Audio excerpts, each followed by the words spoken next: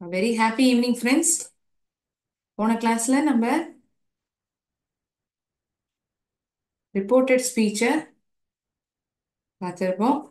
அதுவும் ப்ரெசன்ட் டென்ஸ்ல இருக்கக்கூடிய direct speech, அதை இன்டைரக்ட் ஸ்பீச்சை நம்ம எப்படி மாற்றி எழுதுவோம் அதையும் நம்ம பார்த்துருப்போம்.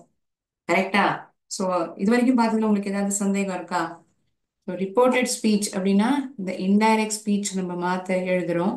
ஸோ சொல்லப்பட்ட வார்த்தைகள் அதுவாகவே நம்ம பயன்படுத்தியிருக்கோம் அப்படின்னா, if at all we have used the exact words said by the speaker, we tell the given sentences in direct speech.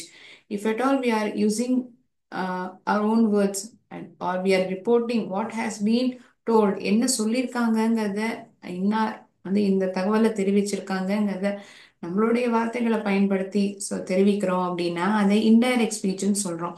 Okay, இதை நம்ம டிரான்ஸ்ஃபார்ம் பண்றது என்னென்ன விஷயங்கள் ஞாபகம் வச்சுக்கணும்னு சொல்லியிருந்திருப்பேன்.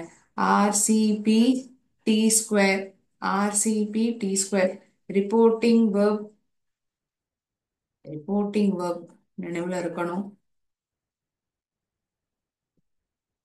கன்ஜங்ஷன் ஆன தட்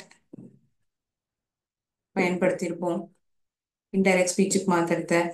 ப்ரோனவுன் உபயோகிக்கப்பட்டிருக்கும், தகுந்த ப்ரோனவுன் உபயோகிச்சிருப்போம். டைம் ஃபர்ஸ்ட் கம்ஸ் டென்ஸ், காலமானது மாற்றி எழுதப்பட்டிருக்கும். அப்புறம் டைம், நவ்னா தென், எஸ்டர்டேனா ப்ரீவியஸ் டே, இது போன்ற வார்த்தைகள் நம்ம உபயோகிப்போம். Reporting verb said, said that or told தட்ங்கிற வார்த்தையை நம்ம உபயோகிப்போம். ஸோ நிகழ்காலத்தில் இருக்கக்கூடிய வாக்கியங்கள், நிகழ்காலம், சாதாரண நிகழ்காலம், தொடர் நிகழ்காலம், முற்றுப்பெற்ற நிகழ்காலம், இந்த 3 வாக்கியங்களுக்கும் எப்படி நம்ம இன்டைரக்ட் ஸ்பீச்சா மாத்துறோம், டிரான்ஸ்ஃபார்ம் பண்றோங்கிறத பார்த்துருப்போம். கரெக்டா? ஸோ அது வரைக்கும் யாருக்காவது சந்தேகம் இருக்கா? Is anyone having any doubts pertaining to transforming a given sentence from direct to indirect speech in in present tense? நிகழ்காலத்தில் இருக்கக்கூடிய வாக்கியங்களுக்கு மாத்திரத்துல ஏதாவது சந்தேகம் இருந்தா நீங்க இப்போதைக்கு இப்போ வரைக்கும் கேட்டுக்கலாம். ஏன்னா அடுத்ததான் நம்ம பார்க்க போறது இறந்த காலம். இறந்த காலத்துல இருக்கக்கூடிய வாக்கியங்கள். ஸோ நான் இதை இரேஸ் பண்ணிக்கட்டுமா? ஆர்சிபிடி ஸ்கொயர், இந்த க்ளூவோட ஞாபகம் வச்சுக்கோங்க. ஓகே,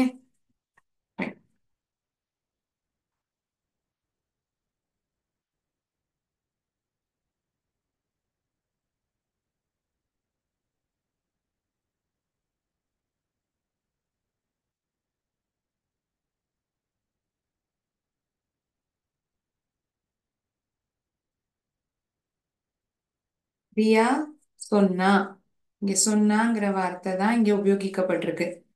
சொல்றான்னு சொல்லல, சொன்னா. பிரியா செட், என்ன சொன்னா? ஐ லிவ் இன், நான் மதுரையில் வசித்தேன். ஐ லிவ்ட் இன் மதுரை. நான் ஒரு காலத்துல, முன்னாடி இருந்த காலத்துல நான் மதுரையில இருந்தேன். ஐ லிவ்ட் இன் மதுரை. கவனிச்சோம்னா நம்ம டைரக்ட் ஸ்பீச்ல தான் இந்த கமா, கொட்டேஷன், இன்வெர்டட் கமாஸ் ஒரு கொட்டேஷன் மார்க்ஸ் அதுக்குள்ளதான் என்ன சொல்றாங்கங்கிறதையே தெரிவிப்போம். ஸோ இதெல்லாம் ஒரு ஹிண்ட், நமக்கு கொடுக்கப்பட்டிருக்கிற வாக்கியம் டைரக்ட் ஸ்பீச்ல இருக்கா இன்டைரக்ட் ஸ்பீச்ல இருக்காங்கிறது.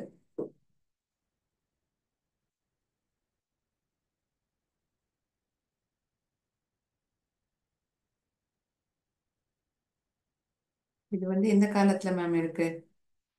அவ இருந்தா, மதுரையில அவ இருந்தான்னு அவ தெரிவிக்கிறா. சரி, சிம்பிள் பாஸ்ட்ல இருக்கக்கூடிய சென்டென்ஸ் நம்ம இன்டைரக்ட் ஸ்பீச்சுக்கு மாத்தி எழுதும் பொழுது எந்த காலமா மாத்தி எழுதப்படுறதுன்னா பாஸ்ட் பர்ஃபெக்ட். எந்த காலத்துக்கு மாத்தி எழுதப்படுறது? பாஸ்ட் பர்ஃபெக்ட் டென்ஸுக்கு நம்ம மாத்தி எழுதுறோம். எப்படி எழுதலாம் இந்த சென்டென்ஸை? யார் சொல்றா? யார் இங்க பேசும் நபர், அதாவது யார் இந்த செயலை செய்யறா? பிரியா. பிரியா டோல் தட், சொன்னா. என்ன சொன்னானா?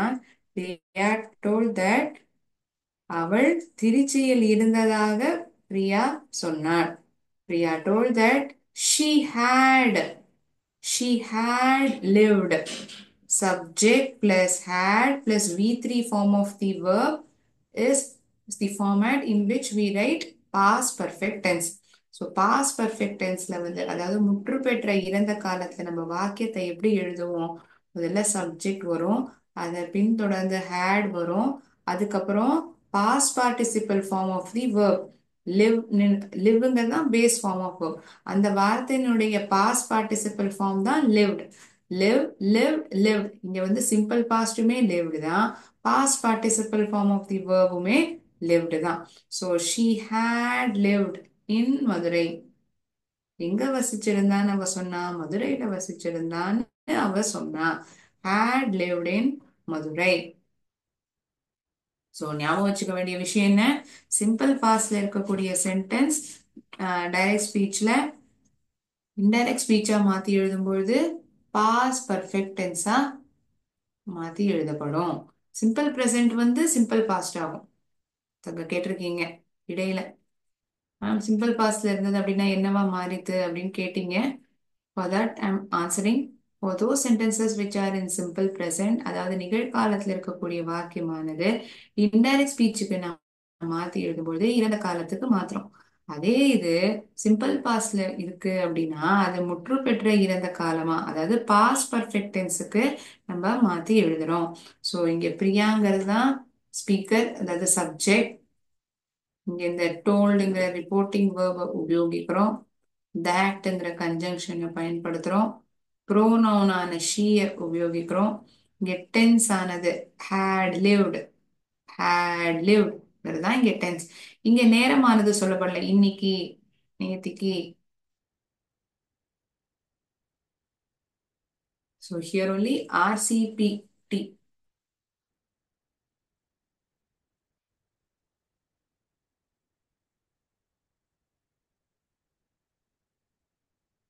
இங்க எஸ் என்ன மேம், எஸ் வந்து சப்ஜெக்ட், யாரு பேசுறா, யார பத்தி சொல்லப்படுறது. சரியா? ஸோ இது கன்ஃபியூசிங்கா இருந்தா இது வேண்டாம். நம்ம டைரக்ட் ஸ்பீச்ல இருந்து இன்டைரக்ட் ஸ்பீச் மாத்திரத்தை இந்த விஷயம் ஞாபகத்தை வச்சுக்கோங்கிறத ஃபர்ஸ்ட் ஐடென்டிஃபை பண்ணிடுவோம். எந்த காலத்துல இருக்குங்கிறத நம்ம பார்க்கணும். கொடுக்கப்பட்ட வாக்கியத்துல எந்த டென்ஸ்ல இருக்குங்கிறத நம்ம அதை ஐடென்டிஃபை பண்ணணும். அதை ஐடென்டிஃபை பண்ணாதான் எந்த டென்ஸுக்கு மாத்தணுங்கிறதே நம்மளால ஐடென்டிஃபை பண்ண முடியும். இது தெரிஞ்சாதான் நம்மளால மாத்த முடியும். எந்த காலத்துல இருக்குங்கிறது தெரிஞ்சிருந்தாதான் எந்த காலத்துக்கு மாத்தணுங்கிறதே நம்மளால ஐடென்டிஃபை பண்ண முடியும். சரியா?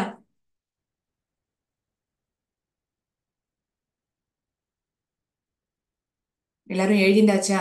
Has everyone made a note of it? இந்த உதாரணத்தை எல்லாரும் எழுதிண்டாச்சா?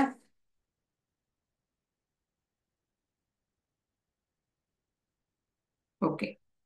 Thinking that everyone has made note of it, I'll erase the board. Okay? Board அழிச்சுக்கலாமா? I need some sort of response from your end. ஏதாவது ஒரு விதமா பதில் அளிக்கணும்னு நான் விருப்பப்படுறேன். நீங்க சரி,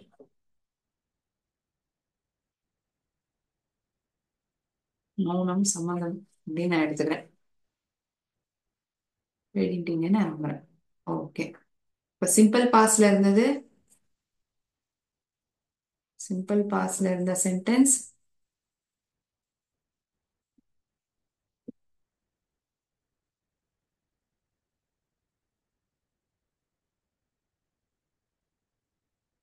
பாஸ்ட் பர்ஃபெக்ட்டுக்கு மாத்திரம்.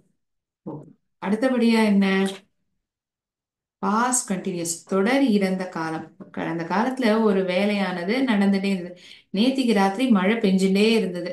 இந்த மாதிரி நான் சொல்றது என்ன ஆகும், நேத்திக்கு ராத்திரி, நேத்திக்கு பத்தி பேசுறேன், இறந்த காலம். ஆனா ஒரு வேலையானது நடந்துட்டே இருந்தது, மழை பெஞ்சுட்டே இருந்தது அப்படின்னு சொல்றேன். ஸோ பாஸ்ட் கண்டினியூஸ்ங்கிறது என்ன காலமா மாத்தி எழுதப்படும்னா பாஸ்ட் பர்ஃபெக்ட் கண்டினியூஸ். சரியா?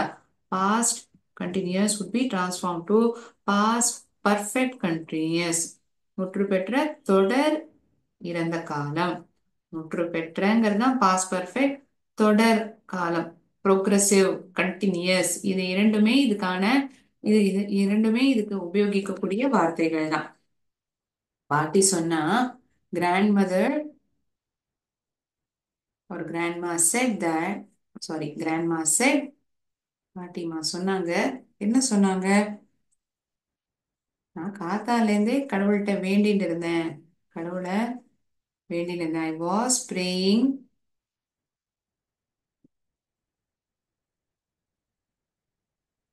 Since morning. நான் காத்தாலேருந்தே கடவுள்கிட்ட வேண்டி இருந்தேன். Was praying. பிளேயிங் இல்லப்பா, பிரேயிங். வேண்டிட்டு இருந்தேன், கடவுளை வணங்கிட்டு இருந்தேன். Was praying since morning. So past continuous. எப்படி மேம் பாஸ் கண்டினியூஸ்ன்னு சொல்றீங்க? ஐ வாஸ், நான் ஒரு வேலையை செஞ்சுட்டு இருந்தேன். Was plus verb plus ING. Subject plus was or were. வேர்ங்கிற வார்த்தை யாருக்கு பயன்படுத்துவோம்? பன்மையான வார்த்தை சப்ஜெக்டினுடைய இடத்துல இருக்குன்னா வேர் பயன்படுத்துவோம். இங்க யாரை பத்தி சொல்லப்பட்டிருக்கு? ஒரே ஒரு பாட்டிமாவை பத்தி தான். அதனால வாஸ்ங்கிற வேர்ட் துணைவினை சொல் வருது. அதுக்கப்புறம் வேர்போட ING, base form of verb, அதனுடன் ஐஎன்ஜி இணைக்கப்பட்டிருக்கு. இந்த மாதிரி இருந்ததுன்னா அது பாஸ் கண்டினியூஸ் டென்ஸ்ன்னு சொல்லணும். இந்த சென்டென்ஸை வந்து, அதாவது தொடர் இறந்த காலத்துல இருக்கக்கூடிய வாக்கியமானதை முற்று பெற்ற தொடர் இறந்த காலத்துக்கு மாத்திரம்.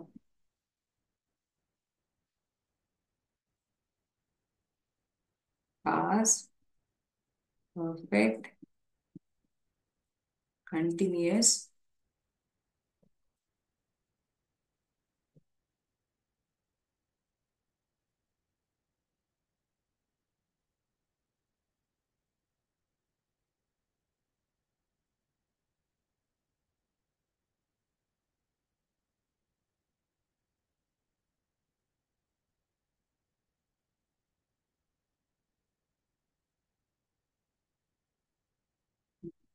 that she had been.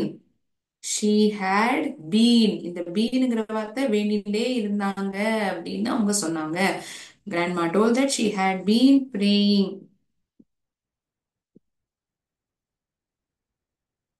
நான் கடவுளை காத்தாலேருந்து வணங்கிட்டே இருந்தேன்.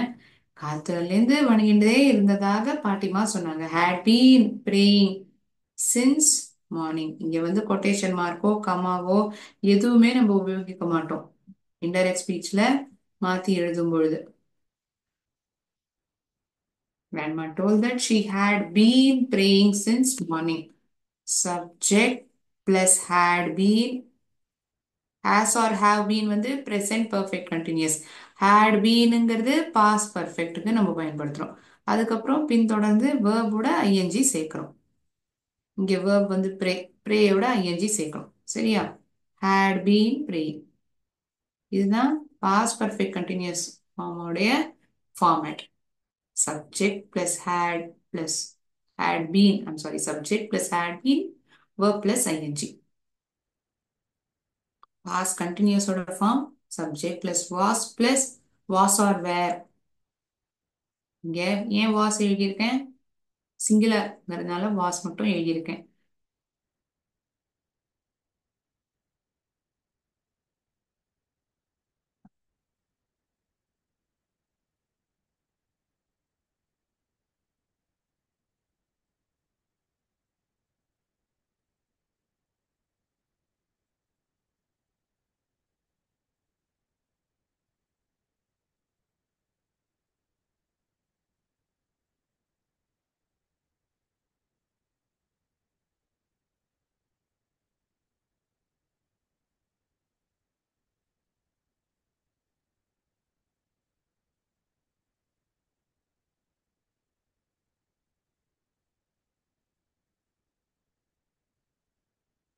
சிம்பிள் பாஸ்ட் வந்து பாஸ்ட் பர்ஃபெக்டா மாத்தி எழுதுறோம். பாஸ்ட் கண்டினியூஸ் வந்து பாஸ்ட் பர்ஃபெக்ட் கண்டினியூஸா மாத்தி எழுதுறோம். அடுத்தபடியாக நம்ம பார்க்க போறது பாஸ்ட் பர்ஃபெக்ட் முற்று பெற்ற இறந்த காலத்துல இருக்கக்கூடிய வாக்கியம்.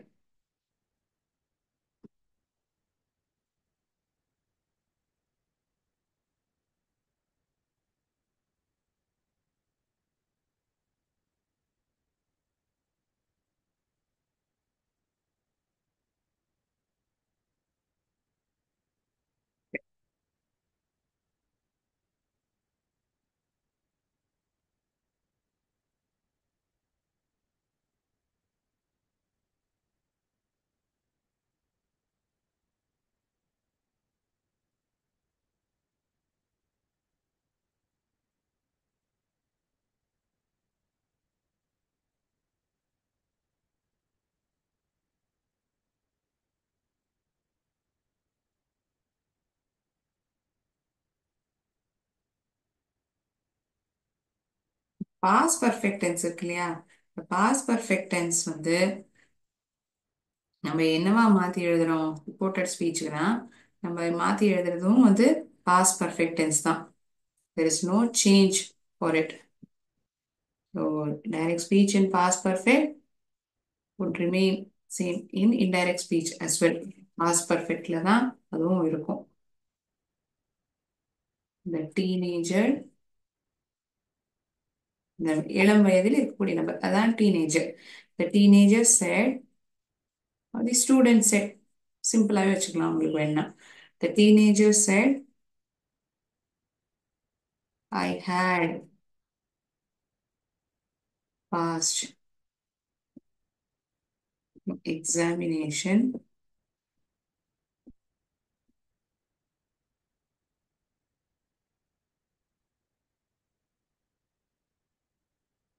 with distinction. டிஸ்டிங்ஷனோட பாஸ் பண்ணியதுதா அந்த இளம் வயதில் இருக்கக்கூடிய நபர், இல்லாட்டி அந்த மாணவன் சொன்னா.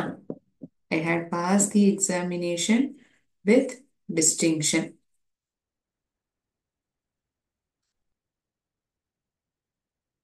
இங்க வந்து கவனிக்க வேண்டியது என்னன்னா, மாத்தி எழுதுறதையும் பாஸ் பர்ஃபெக்ட்ங்கிறீங்க அப்படின்னா நம்ம என்ன மாத்தணும்? இதே சென்டென்ஸ் எழுதணுமா? கிடையாது. இங்க இந்த ரிப்போர்ட்டிங் வேர்பை மாத்துவோம், ப்ரோனவுனை மாத்துவோம், காலம் அதுவாவே இருந்துரும், அவ்வளவுதான். சரியா? இந்த டீனேஜர்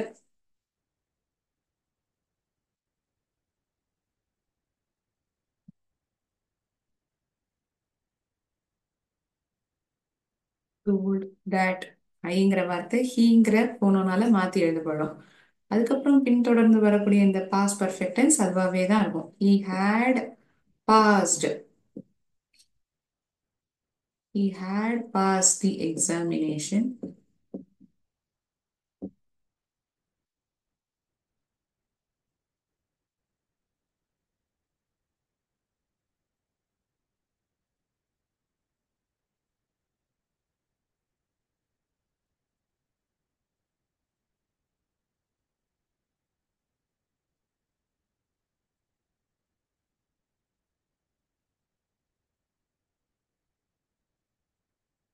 என்ன ரெண்டு வாட்டி பாஸ் பர்ஃபெக்ட் எழுதியிருக்கேன்னு வச்சுக்க கூடாது.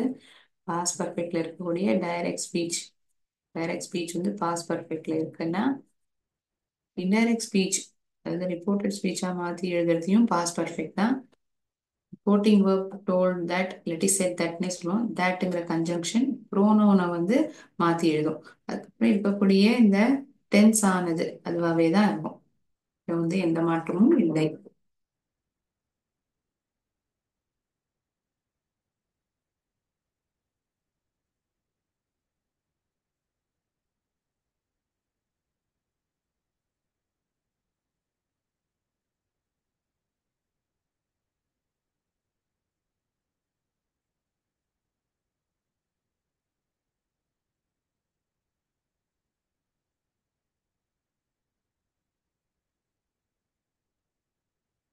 அடுத்தபடியா பாஸ் பர்ஃபெக்ட் கண்டினியூஸ்.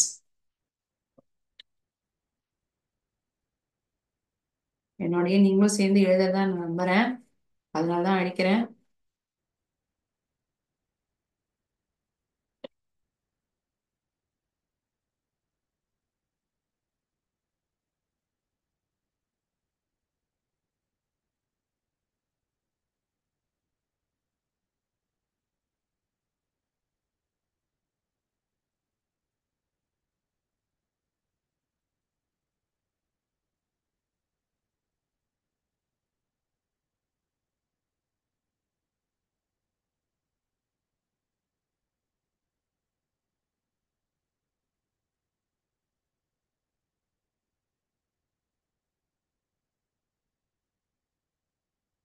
உன்னை பார்த்துட்டே தான் இருந்தேன் அப்படின்னு டீச்சர் சொல்றாங்க. த டீச்சர் செட், ஆசிரியர் சொன்னாங்களாம், நான் உன்னை பார்த்துட்டே தான் இருந்தேன். ஐ had been, subject plus had been, verb plus ing. I had been watching you. நான் உன்னை பார்த்துட்டே தான் இருந்தேன். நான் உன்னை பார்த்துட்டு இருந்தேங்கிறது was watching. ஹேட் பீன் வாட்சிங் நான் உன்னை பார்த்துட்டே தான் இருந்தேன். ஹேட் பீன் வாட்சிங் யூ, நான் உன்னை பார்த்துட்டே தான் இருந்தேன். ஸோ இதுக்கு என்ன மாற்றம் மேம்? பாஸ்ட் பர்ஃபெக்ட் கண்டினியூஸ் வந்து என்னவா மாறும்? இங்கேயுமே அதே இதுதான். It doesn't change. Only thing you have to change is that you will be adding conjunction reporting verb can be changed to told, or you can still retain it as said. அது பின்தொடர்ந்து that. ப்ரோனோனை மாத்துவோம். Tense வந்து அதே தான், அதுல எந்த விதமான மாற்றமும் கிடையாது. சரியா? the teacher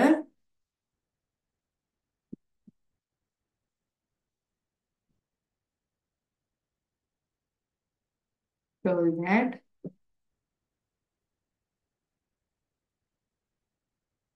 இங்கே he she நீங்க எது வேணாலும் பண்ணலாம். இதுல டீச்சர் காமனா தான் எழுதியிருக்கு. ஓகேயா? she had been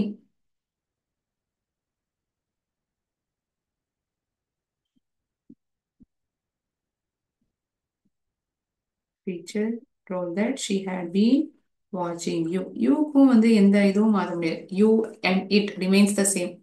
It doesn't get changed. ஹீங்கிறது ஹிம் ஆகும், ஷீங்கிறது ஹர் ஆகும். ஆனா யூக்கும் இட்டுக்கும் அந்த எந்த விதமான மாற்றமும் கிடையாது. It remains the same.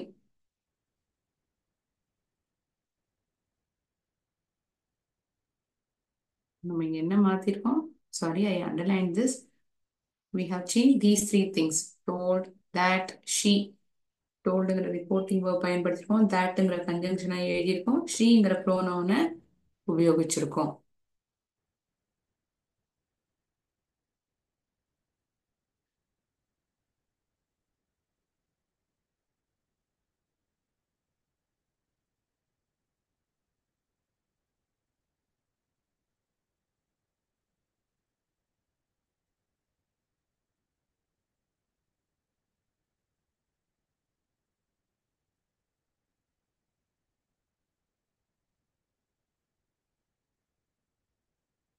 some of you may have this doubt. அப்படின்னா நம்ம எந்த சென்டென்ஸை கொடுத்தாலும் அதோடைய டென்ஸை வந்து நம்ம கண்டிப்பா மாத்தி தான் எழுதுறோமா? அதுல எல்லாமே எல்லா விதமான சென்டென்ஸ்களும் அப்படிதானா அப்படின்னு பார்த்தோம்னா அது கிடையாது. இப்ப இந்த மாரல் பிரின்சிபலா இருக்கலாம், யூனிவர்சல் ட்ரூத்தா இருக்கலாம், சயின்டிபிக் ஸ்டேட்மெண்ட், மேத்தமேட்டிக்கல் ஈக்குவேஷன், இது போன்ற வாக்கியங்கள் இருந்ததுன்னு வச்சுக்கோங்களேன். அதை வந்து நம்ம எந்த விதமான காலத்துக்கும் அதை மாத்தி எழுத மாட்டோம். It remains the same.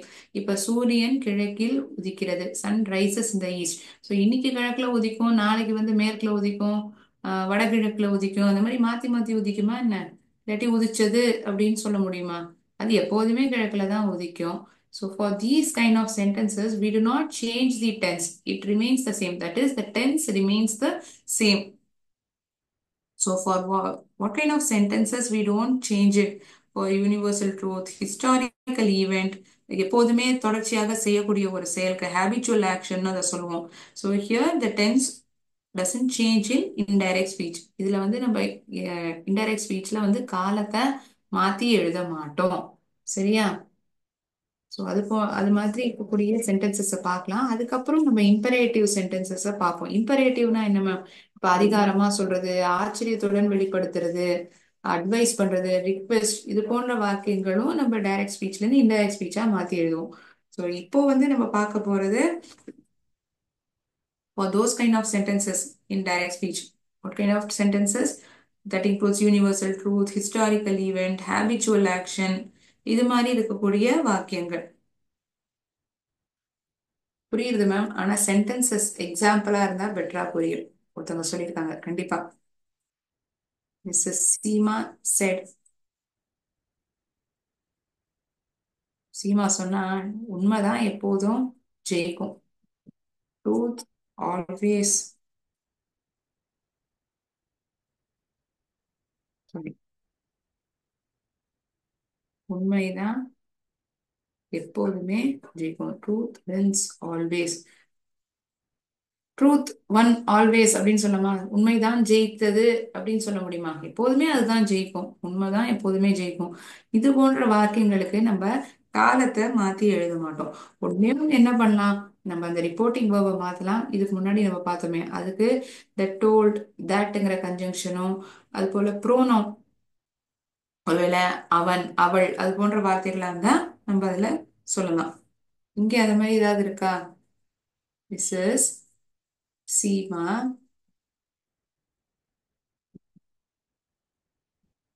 told that. என்ன சொன்னாலும் அது அப்படியே எழுதிட வேண்டியதான். ட்ரூத் ஒன் ஆல்வேஸ் அப்படின்னு சொல்ல மாட்டோம். That truth wins always. இந்த சென்டென்ஸ் அப்படியே ரீட்டைன் ஆயிடும். இதுல எந்த விதமான மாற்றமும் இருக்காது.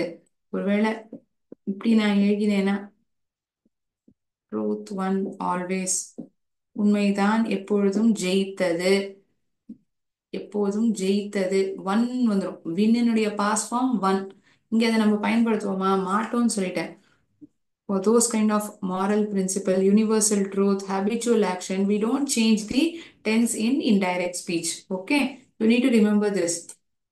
இந்த விஷயத்த வந்து நீங்க ஞாபகத்துல வச்சுக்கணும். Indirect, indirect.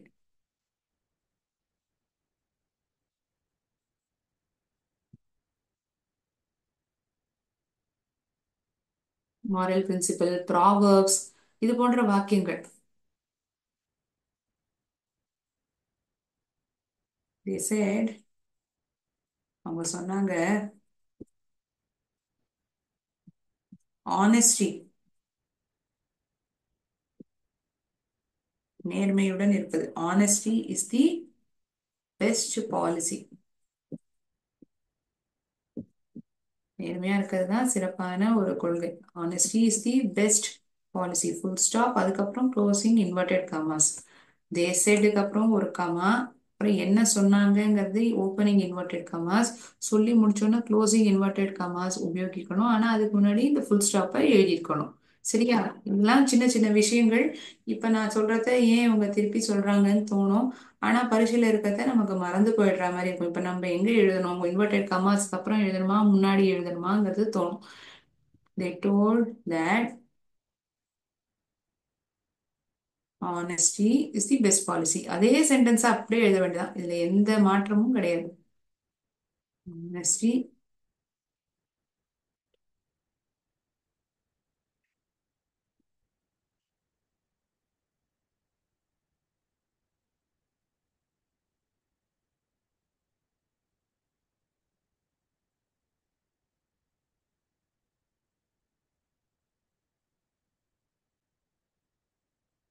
the proverb, moral principle, இது எல்லாமே அதே தான் ரீட்டைன் ஆகும்.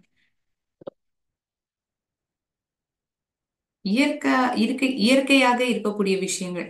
பால் வெள்ளையாக இருக்கும், நிலக்கரி கரிப்பாக இருக்கும், coal is black, milk is white. நீருக்கு வந்து நிறம் கிடையாது. It is odourless, colourless. இந்த பிரின்சிபல் நம்ம படிச்சிருக்கோம் இல்லையா சயின்ஸ்ல. So for natural phenomenon, we'll write this kind of sentences.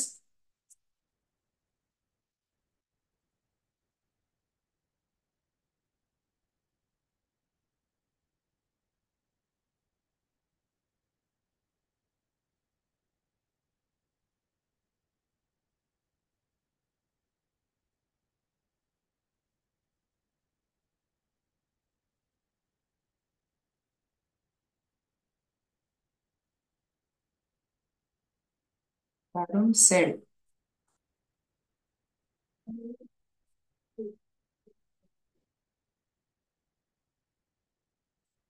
Water is colorless. நீருக்கு வந்து எந்த நிறமும் கிடையாது, நிறமற்றது அப்படின்னு தருண் சொன்னான். இது எல்லாருமே சொல்றதுதான். இந்த சென்டென்ஸ்ல எடுத்துட்டோம்னா தருண் சொல்லியிருக்கான். சரி, Tarun, this is a natural phenomena, right? Tarun told that. அதே சென்டென்ஸ், எந்த மாற்றமும் கிடையாது. இந்த மாதிரியான வாக்கியங்களும் இருக்கு. இதுக்கும் நம்ம டைரக்ட் ஸ்பீச்ல இருந்து இன்டைரக்ட் ஸ்பீச் மாத்துறோம். ஆனா we are taking only few things into consideration. That is, we don't change the tense. நம்ம காலத்தை மாத்தி எழுத மாட்டோம். கன்ஜங்ஷன் உபயோகிப்போம், ப்ரோனவுனை பயன்படுத்துவோம். ஒருவேளை அந்த சென்டென்ஸ்ல இருந்துன்னா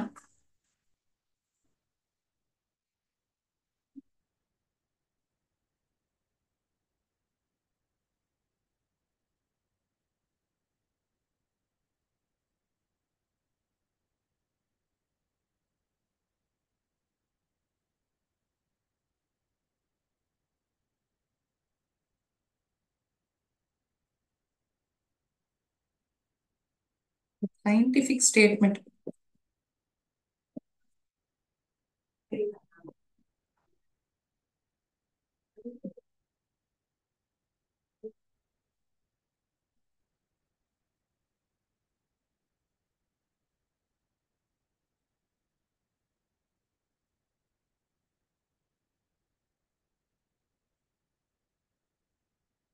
Teacher said water freezes. Water freezes into ice below 0 degree Celsius. நீரானது ஐஸாக எப்ப மாறுதுன்னா அது 0 டிகிரி செல்சியஸ் கீழே போகும்போது அது உறைஞ்சு போயிடுது அப்படின்னு ஆசிரியர் சொன்னாங்க. இது வந்து ஒரு சயின்டிபிக் ஸ்டேட்மெண்ட். இந்த மாதிரி சயின்டிபிக் ஸ்டேட்மெண்ட்டுக்குமே நம்ம எந்த விதமான மாற்றமும் ஏற்படுத்த மாட்டோம். அதாவது காலத்துல வந்து எந்த விதமான சேஞ்சும் இருக்காது. only thing that we can write over here said that வந்து told that thatங்கிற கன்ஜங்ஷன் பயன்படுத்தலாம். toldங்கிற ரிப்போர்ட்டிங் உபயோகிக்கலாம். the teacher told that.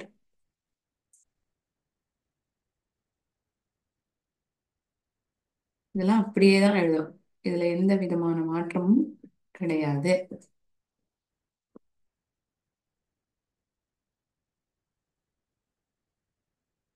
So we have seen those kind of statements, that is from simple past, past continuous, past perfect continuous. இதை வந்து எப்படி நம்ம indirect ஸ்பீச்சுக்கு மாத்தி எழுதுறோங்கிறத பார்த்தோம்.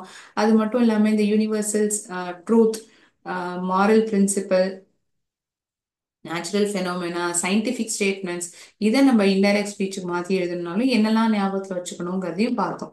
So இப்போ வந்து நம்ம என்ன பண்ண போறோம்னா ஒரு சில கேள்விகளை ஃபார்ம் ஆஃப் கேம் விளையாடி பார்க்கலாம். உங்களால ஐடென்டிஃபை பண்ண முடியுதான்னு பார்க்குறேன். பேசிக் திங்ஸ் அப்படின்னு சரி அப்படின்னு ஆஸ்ட் ஐம் சாரி, எத்தனை பேர் கரெக்டாக கண்டுபிடிக்கிறீங்கன்னு நான் பார்க்குறேன்.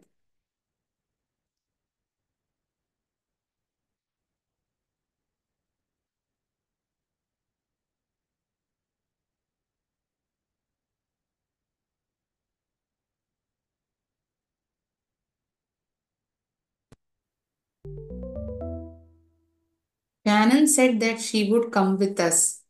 இது டைரக்ட் ஸ்பீச்சா இன்டைரக்ட் ஸ்பீச்சா ரிப்போர்ட்டட் ஸ்பீச்சா? ஏபி இந்த ரெண்டு ஆப்ஷனும் சொன்னா போதும். இது கொடுக்கப்பட்டிருக்கிற வாக்கியம் டைரக்ட் ஸ்பீச்சா இன்டைரக்ட் ஸ்பீச்சா? A or B? Come on quickly students, need to answer me the question. ரொம்ப சிம்பிளான சென்டென்ஸ் தான் கேட்டிருக்கேன்.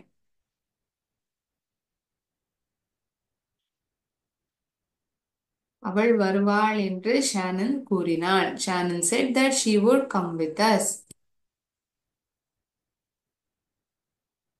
Reported speech. Correct.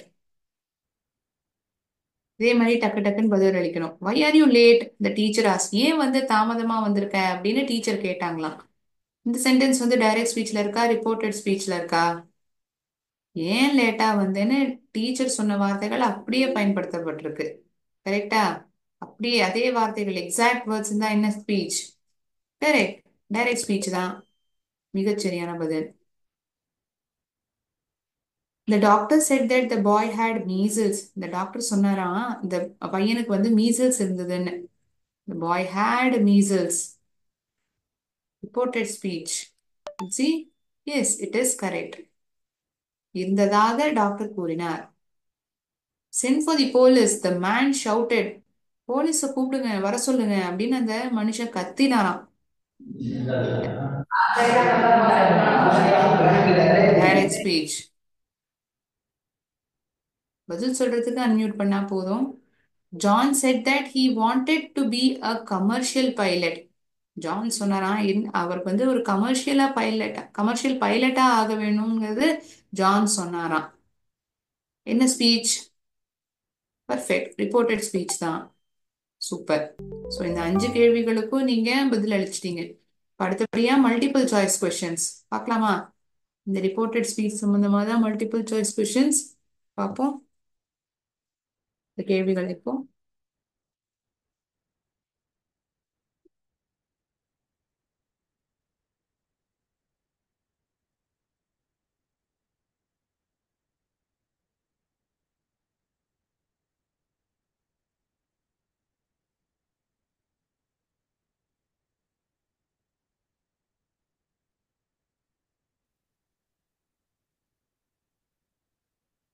Keshav said, Rita is busy now. Keshav said, Rita was busy. Told that Rita was busy then. Keshav said, Rita had been busy. Keshav informed that Rita is busy. A, B, C, D.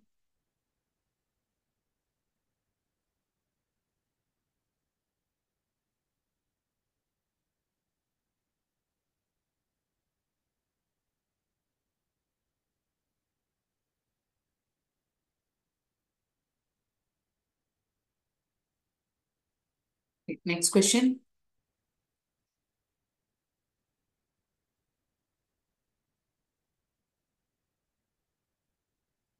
Nancy said, I may leave tomorrow. நாளைக்கு நான் ஒருவேளை கிளம்பினாலும் கிளம்பிடுவேன். Nancy said that she might leave the next day, that she might leave tomorrow. Nancy asked if she should leave the next day. Nancy informed me to leave tomorrow. ஒரு வாட்டி கொஸ்டினை காமிக்கிறேன். Nancy said, I may leave tomorrow.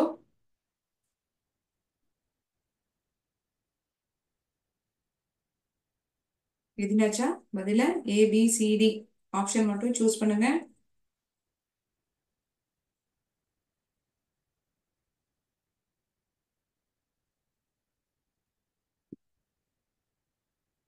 Third question. He said, I have been a great mentor. He said, I have been.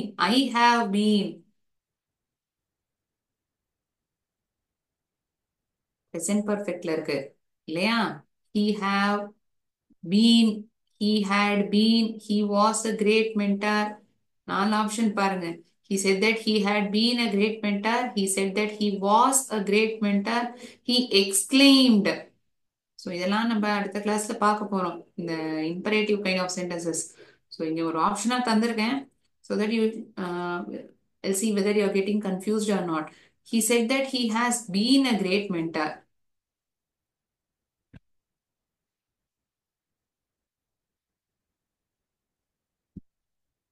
Okay. Fourth sentence. She said they will be leaving soon. She said that they would leave soon. They are leaving. They would be leaving soon. They will leave soon. Will be leaving.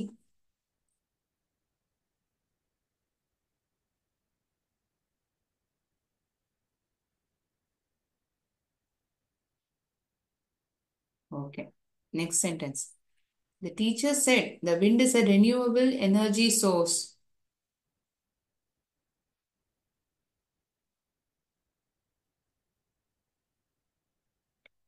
The teacher said that wind was a renewable energy. Wind is a renewable energy source.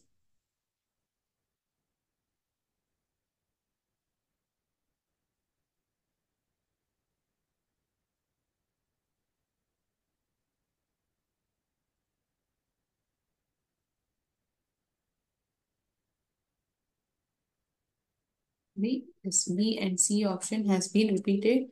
Can take these three options itself. Sorry for that. Jenny said, I like drawing sketches.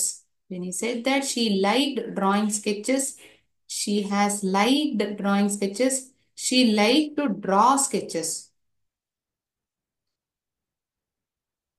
I like drawing sketches.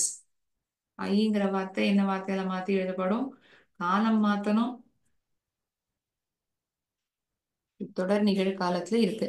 ஒரு hint கொடுத்திருக்கேன். Okay. Grandma said dad has made breakfast. அப்பா காலை உணவை தயாரிச்சிருக்கிறதா பாட்டிமா சொன்னாங்க. Grandma said that dad had made breakfast. Have made breakfast. Dad has breakfast.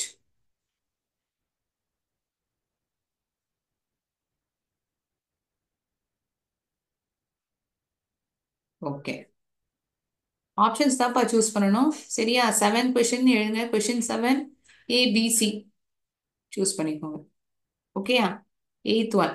Anna said Richard has never touched a snake. Anna said that Richard hasn't never touched a snake. Had never touched a snake. Haven't touched a snake. ஏன்னா இந்த set that வரைக்கும் அதுவே repeat ஆயிருக்கிறதுனால நான் மறுபடியும் மறுபடியும் சொல்லல. அதுக்கப்புறம் என்ன மாத்தி எழுதணுங்கிறத மட்டும் நான் படிச்சிருந்திருப்பேன். சரியா? இது 8வது கேள்வி. 9வது கேள்வி. Ruby said Adam has not collected his Snickers. Adam வந்து ஸ்டிக்கர்ஸை கலெக்ட் பண்ணிக்கலன்னு ரூபி சொன்னான். Ruby told that Adam had not collected stickers. Ruby said me that Adam had not collected his stickers. Both option A and B are right.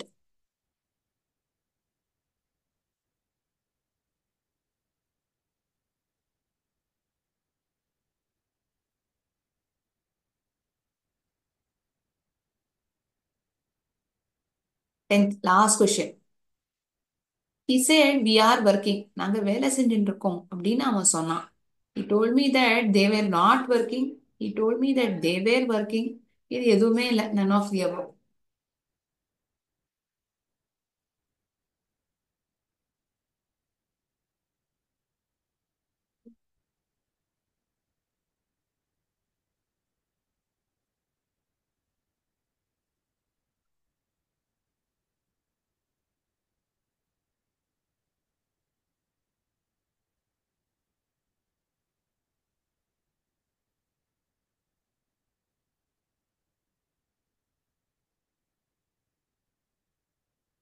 Okay, fine.